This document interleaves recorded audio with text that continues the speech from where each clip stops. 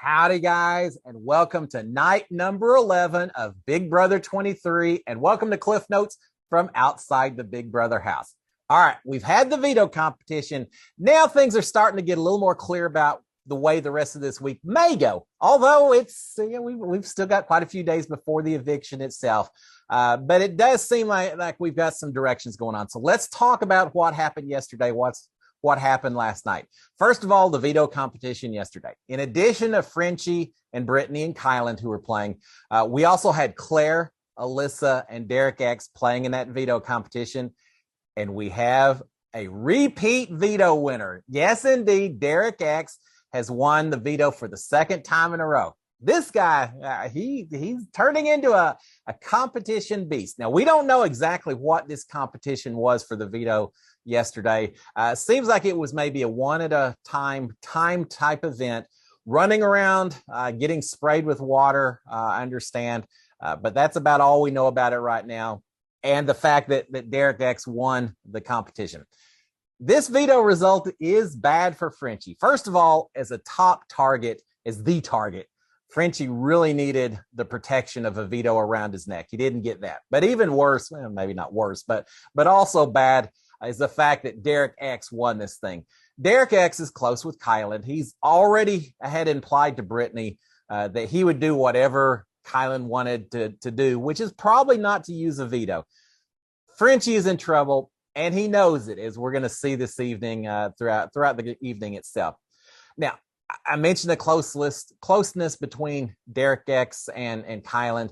Just as evidence of that, after the veto competition, when feeds come back, we see the two of them strategizing up in the HOH room, and it's an extended period of time. It seems like it's hours and hours that the two of them are up there talking, using chess pieces. They do a lot of things trying to use chess pieces to figure out which alliances people were in, which ones they know about. Kyland makes a mention at one point of saying, look, with Frenchie up, Frenchie was in so many alliances. I really think by putting Frenchie up, we've blown up all the alliances, and we've kind of forced a reset back to the beginning of the game by doing this to Frenchie. I'm not sure all the alliances are reset. Now, there's a few like the Slaughterhouse that I never thought was a strong alliance to start with, but we've got others such as the Cookout that I think is a little bit stronger. So we'll see how it works out, but they spent a lot of time strategizing upstairs. Now, with that being said, and it seems like both of them really are targeting Frenchie. They both consider Frenchie as the main person that they want out the door. Derek X, obviously Kyland wants Frenchie out, but Derek X is also saying that Frenchie's been putting a target on his back. He knows he's one of Frenchie's targets. So they're pretty much in consensus that Frenchie's the one that needs to go this week. But at the same time, just outside the HOH room in the poker lounge, we've got Azza talking to Tiffany.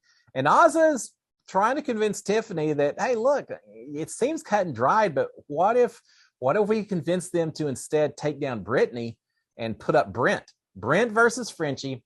Send Brent home. We can get Frenchie out later. He's not going. Well, he's not going to be a big threat at this point in time. He's a target for everyone. Send Brent home. We'll get Frenchie a little bit later on down the road and do that. I think there's almost no chance of this happening. Remember, today is Sunday. Tomorrow's the veto ceremony. Between now and Monday, I really don't think that there's much chance that they're going to convince Derek X to use that veto. So I don't think that's going anywhere. But it does show that Frenchie, even though he's been targeted and so many people are distancing themselves from him now that he's not in power anymore, you still have Azza doing what she can to try to help Frenchie out. And we know that Derek F has been a pretty strong proponent of Frenchie as well. So Frenchie's other team jokers are continuing to do what they can to protect him. Now, is it because they're protecting Frenchie because they feel so tight with him, or is it because they want to protect the numbers on their team? It may be a little bit of both. We saw last week a little concern. They didn't think that Frenchie was necessarily talking and communicating to them as much as they thought he should be talking to the rest of his team. But they are trying to help Frenchie out. And Derek F certainly is helping Frenchie out, not just on a gameplay standpoint, but on a personal level. So props to Derek F. But we do have some discussion, some support of Frenchie, not a lot, but some. As part of that same conversation, we have Tiffany and Azza again talking. not only are they're talking about maybe who goes this week, but they've actually established or agreed to some extent on an eviction order. Who they want out the door pre-jury, who they do not want on the jury itself. And the order is basically Brent, kind of target number one for both of them. Brent, Whitney, Alyssa, and Christian. So 4 people who certainly are a little distant from Azza and Tiffany, but really we're starting to see at this point some battle lines are being drawn, some sides forming. So we'll see. As much chaos as we had last week, I don't think we're going to see nearly as much this week, and it's going to give us the opportunity to really see some people falling out onto different sides and different loyalties and different relationships. So I'm looking forward to see how everything falls into place at this point in time. Of course, it could change on a heartbeat, change on a dime. So we'll see. We do have after this. Let's just start the Frenchie Woe Is Me tour, the Frenchie pity party. To some extent, Frenchie is really upset. He's really sad, distraught that he didn't win this veto. He sees the writing on the wall. He knows he is a target, that unless something really strange happens between now and Thursday, that he is likely going home. He is already packing his suitcase. Man, I didn't pack my suitcase till the last possible moment whenever I had to do that. I didn't want to do that, but Frenchie is packing his suitcase. He's saying his goodbyes to everyone. He's telling people on his side, hey, fight for me and things like that. He's saying he's going to leave one of his boots behind so they can remember him by it. He's basically calling his game over at this point in time. He's saying he's ready to go right now if they'll let him. Now, there is still a part of me that wonders if Frenchie isn't trying to pull a little bit of a page from Dan's funeral and try to create the image of someone who's completely given up, with the idea that maybe someone will think that he's so defeated at this point in time, why even mess with sending him home, go after someone else instead. That could be a possibility, knowing that Frenchie is a super fan of Big Brother and all that.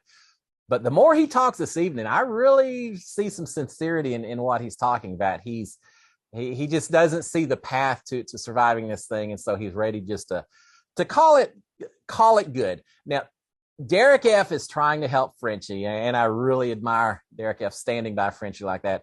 But Frenchie starts talking about even more directly about self-evicting.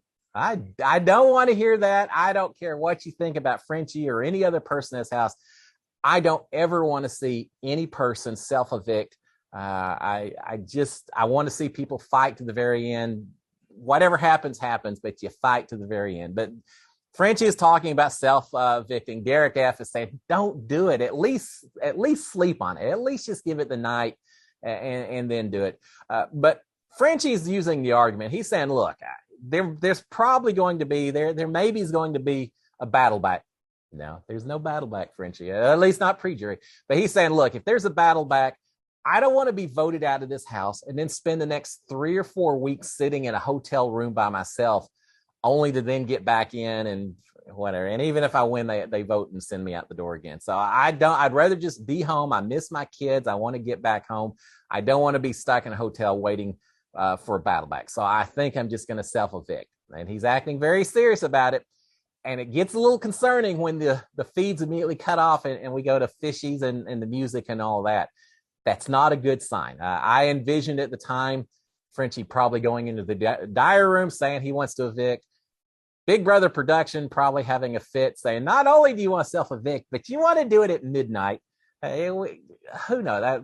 I would guess they've got to bring in a psychologist. They got to bring in producers. They got to set up hotel rooms somewhere. Probably not I don't think that everyone want to self-evict, even for the drama that it brings. I think it screws up schedules and everything that they've planned out for the season. So not only do they not want it from that standpoint, but especially don't self-evict at midnight. That's probably not their preference. But a little scary when we see the feeds go away for such a long period of time after that. Eventually, the crisis is averted as Frenchie comes out of the diary room and says, nah, I was just mad. And I do think that he's probably just venting, steaming, blowing off a little steam and all that. So he says, nah, I'm fine. Later, the backyard opens up. Later, Derek F. gets worried because he says, I can't find Frenchie anywhere in this house. I'm worried. What's going on? Where's Frenchie? Where's Frenchie? Well, it turns out Frenchie's laying out on the hammock, relaxing a little bit in the backyard. So at least for now, crisis is averted. And I think Frenchie will ride this thing out now that he's had a chance to kind of accept what may be his fate. I think he'll stay to the end. And I truly expect that he's going to get those gears spinning and he'll try to come up with some strategies and do what he can to try to survive. I don't know that it's going to work, but I expect him to give it the effort. I wouldn't expect anything less. All right. We do have a few other conversations going on. Frenchie and Whitney are talking with each other. They're trying to smooth out some argument that took place yesterday. It must have been while the feeds were down because the feeds were down a lot yesterday between the veto draw and then the veto competition. But apparently they got into some argument at some point.